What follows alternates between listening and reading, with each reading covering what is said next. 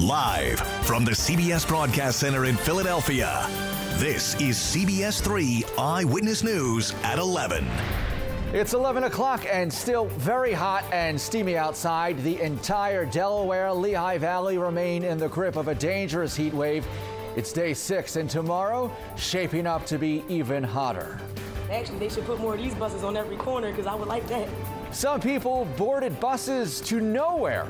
Escaping the heat, SEPTA is using them as cooling stations in different spots in the city. And let's take you live down the shore here along the Ocean City Boardwalk.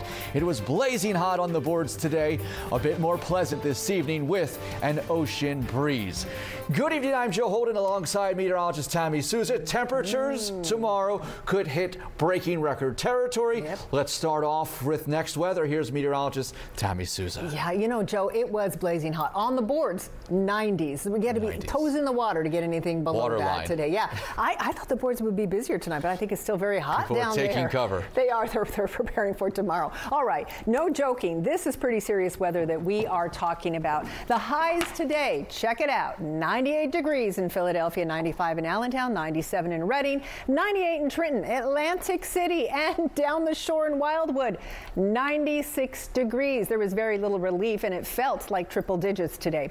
Right now, we are looking at mainly clear skies out there. We have a few clouds that will drift through tonight. It's a quiet night, a very muggy night, and a warm night. Currently 85 in Philadelphia. It's 80 in Lancaster. Mount Pocono, the comfortable spot at 75. Cheswold at 79. Atlantic City, you have cooled to 79 degrees. Here's what it feels like when you factor in the moisture. Yeah, it still feels like 91 in Philadelphia, 82 in Atlantic City, and 83 for all of you in Reading. So it's going to be a muggy, warm night. That's part of the problem. We've had no relief.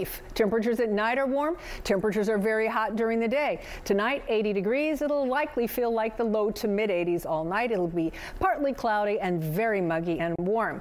So we're going to be making a run tomorrow at 100 degrees. Why is it a big deal? Because we have not seen a 100-degree day since July 18th, 2012. Yeah, 10 years. I really think we have a shot at doing this too, especially after hitting 98 today. The hottest day ever in Philadelphia, 106 degrees. That was way back in 1918. We have the excessive heat warning in place all up and down the I-95 corridor where we have the urban heat island.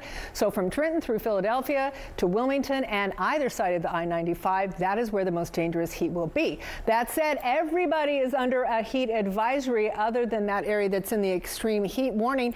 And we are looking at a feels like that could be up as high as 105. Look at the heat index tracker. It'll dip tonight as it should toward dawn, but it's going to be way up above 105 tomorrow. So it will be a sweltering day, the worst of the days, I think. Rain chances don't really get here in full force until Monday. When I come back, we're going to talk about that because guess what?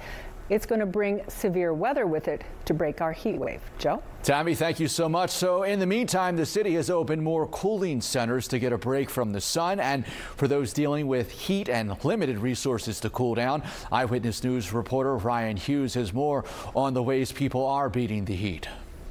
Still ahead on Eyewitness News at 11 here on a Saturday night, the monkeypox outbreak is declared a global health emergency. It's the highest alert the World Health Organization can issue. What it means when it comes to containing the spread of this disease. A brush fire explodes into an inferno in California. More on the fight happening right now in extreme conditions to try to slow down the spread and get people to safety. Ahead in sports, it was a hot night at Citizens Bank Park, and this game went into extra innings. Phillies and Cubs, weather, and all the rest of your sports coming up when we come back. CBS, here he is from the North Pole. That is Eyewitness News at 11 on a Saturday night. Thank you so much for joining us. Remember, we are always on at CBSPhilly.com. Have a great night. CBS 3 on Pluto TV. It's free and it's easy. Open the Pluto app, search CBS News Philly, and click away. Wherever, whenever, CBS News Philly.